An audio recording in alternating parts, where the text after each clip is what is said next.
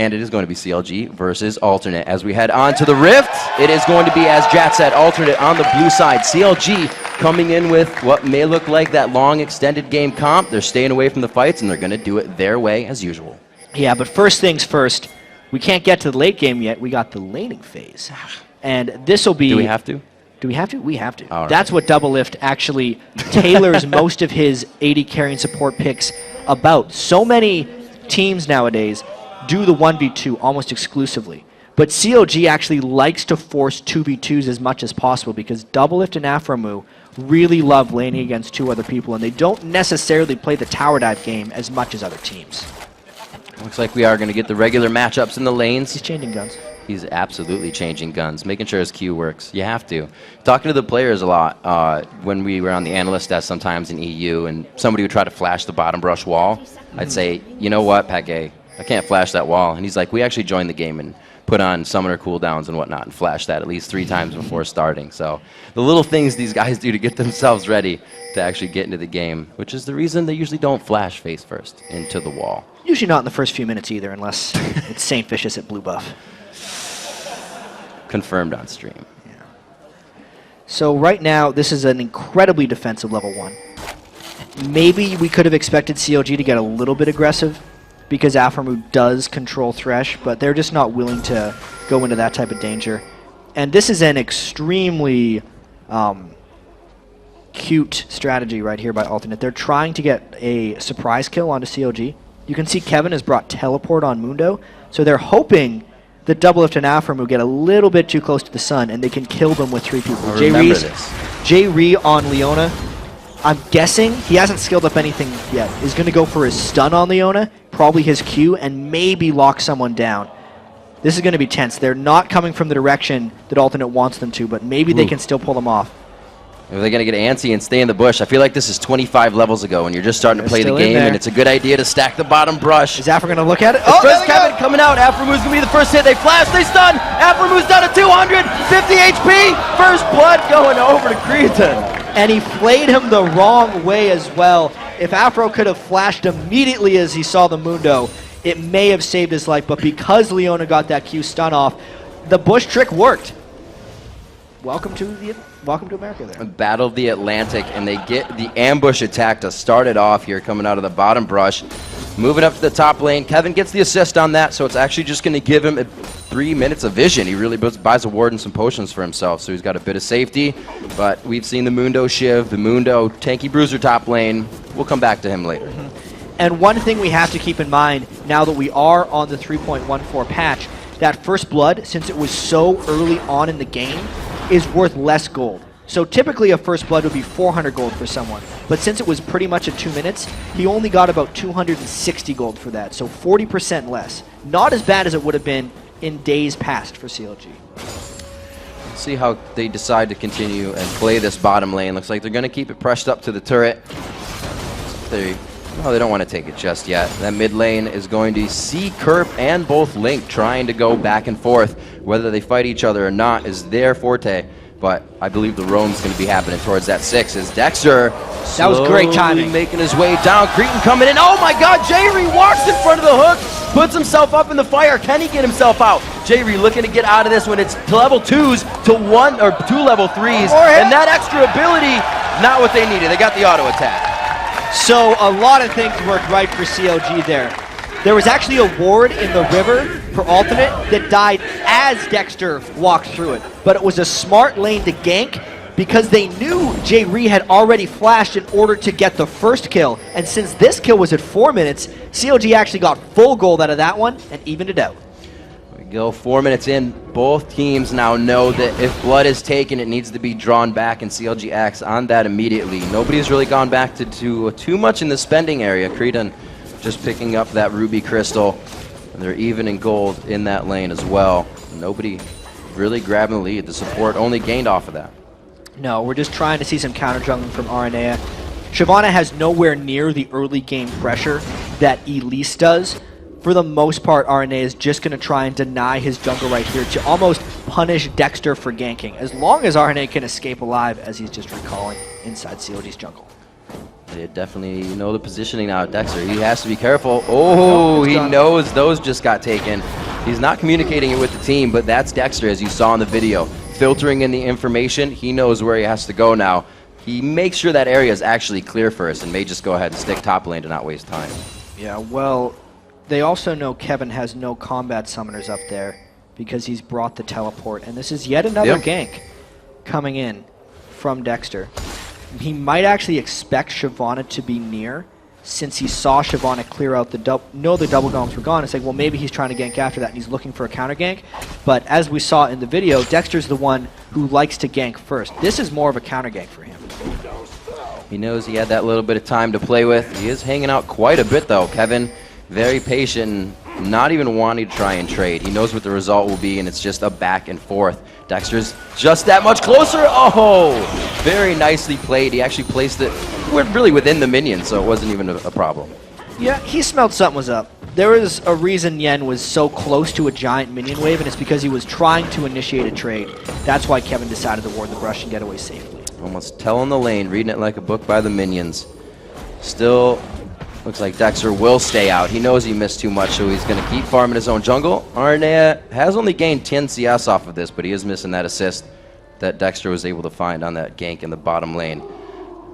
More counter jungling coming out from RNA as well. Since he saw Elise top lane, he's going to now counter jungle his wolves a little bit. He's not pulling himself too far ahead, actually, though, since Dexter's level 5, RNA is level 5. He's going to have to deny a little more heavily if he wants to really shut him down. Yeah, you gotta suggest or think at what point are you kind of just farming over that guy's going to be getting ganks and really hurting the lanes. Arnea though making presence in the bottom lane. Dexter's been in that top lane for at least 2 to 3 minutes as Arnea has been trying to get himself bolstered up here. Looks like he will be able to back. Sword Boot starts for Dexter, and the Doran's Blade start actually on Arnea here, or after the machete. Yeah, it's a little surprising that he hasn't upgraded quite yet, but he's looking for that early game dueling most likely on Shyvana. And I do want to talk about Double Lift and his lane with Aphromoo a little bit right now. Yeah. Since he has actually brought the cleanse on Jinx, yes, that's to get out of Leona's stun a little bit, but it's also because he's only looking for late game hyper carry right now. That's the reason he picks Jinx and Illusion, because he wants to survive in the lane. How did he get that? For a second, I thought Link was going to mess up his blue buff, but he got it. No worries. And Double Lift and Afro, I feel like, are almost fully passive in this lane unless they get a gank. They got the 75% mark of that lane pressed up just past the river, and Dexter looks like he's going to start hovering. The roam is coming out from Kerp, so that means they have freedom on the bottom side, but are they going to be able to react correctly? Diving a Leona is not the easiest thing to do. No, that would be a very dangerous and foolish gank. A lot of endless alleys here they're walking into. Well, they found RNA's counter jungling. He's going to try and smite that away before Yen can collapse, but RNA's in a lot of trouble. He doesn't get that. Oh, coming down. Getting that reckless swing in, and he's going to be chased over by Link here. Oh, very nice cast, blowing him back. He is going to take the extra damage, but will they just decide to go in here? Kerp is forced to turn tail on this one, and he's going to be chased down. The pursuit is coming in by Kevin. Link finds himself in a bad spot. Barrier and flash to get out of that. He'll be safe, and Nien still with Ragnarok is ready to run around. Aranea knew he was going to level up off that red buff, and that's what allowed him to escape through. Still has his flash. Ooh. Knowing there's a lot of commotion in the top lane, a great grab on Creatine. Aphromoo can't follow up as the Flay was just used, but they are getting good trades in the bottom lane on both sides. CLG didn't want to fight down there because Alternate had the level advantage. That was a level 6 Lucian that they hooked in, and fighting with that would have probably been the end of CLG's bottom lane. So a lot of action being taken immediately when that jungle and everybody engaged at the top side. We saw bottom lane go at it, but before that it's been Arnea. He's on Shyvana, so you live in the other person's jungle, on your opponent's. He's doing a great job of that, but not making too much impact. Well, he sucked a couple people up from CLG and very nearly gave a little bit of momentum to CLG, but I think because he was able to steal the red and get away, and because he took so much time away from the solo laners, it's an overall plus for Alternate right there. Working the little mind games. As long as you can get whatever advantage in the beginning. That's what these teams said. We don't know much about each other, but when we do figure it out, that's what we're going to have to capitalize on. Aphromoo said he knows the champions. He knows what they play. It's going to be a quick match. Yeah, well, I was trying to get the information from Arnea. I saw him upstairs earlier. I said, what's CLG going to do? He's going to be like, who? Oh. Just not even acknowledging Yep. their existence because he's so over them. We'll see. He's focused right now. Well, they have to be. They're not allowed to speak Right. during the pauses. It's to prevent any type of abuse of pausing or faking an error just so you can discuss strategy. They got to be in their own thoughts right now. And a lot of people think maybe why? Why can't they talk? I just said. Because, yeah, that last guy. You can cheat. Occasionally. Now they won't think it. Yep. Great job, Jan. Until we get a new viewer, and then I'll have to explain it the next time. Next time. Well, there may be more than one pause. Yeah, you never know. This one is actually going on a little bit longer than usual. We'll see what's going on there and be able to get that back to you. But really, a very passive start early for this. And I think if it stays even for long enough, CLG will pull ahead of this one. Mainly because I think Jinx will outscale Lucian. And CLG, as much as they like to say they're playing new, I don't think Doublelift can really change as a player. Do you think they went early on the bottom lane because of cleanse? Knowing that if they took that flash away right away, killed the support, then Doublelift really doesn't have any offensive anyways? Well, I think they went early on the bottom lane just to sneak kill. I mean, they went for whoever they could, Sneak and it was kill. because Mundo had the teleport anyway. That's true. It's very infrequent that you end up using your teleport super early in the laning phase. So, I mean, We it's actually Valley didn't see, Atlantic, we why not saw try something? Mundo running teleport a lot in EU, and they hardly ever used it. Maybe like 13, 14 minutes during the big engage. Yeah, you teleport in with that during fights to try and make a big play happen. Yeah, didn't happen. Not usually. So coming into this, we are 8:55 into the game. No real aggression on Dragon. It has been a lot of focus on the bottom lane by both of the junglers, mostly towards the top lane for Dexter. He's been kind of floating up there, but that's only because we have Arnea has been just destroying his jungle on Shyvana. So this means you're going to have a big Mundo if there's nothing you can do about him up top, and a big Shyvana that's actually going to have a gigantic amount of farm. Yep. How is an AD carry going to deal with it? Well, at the moment, it's about being able to peel and disengage as a team. Doublelift will be able to have the flay back from Aphromu's Thresh if Alternate decides to dive them through, as well as just having Olaf, Elise, Nidalee, hopefully they don't get a clean engage on CLG before poke goes down. That's really the whole way this game's going to be playing out. Looks like we have a few settings being changed out.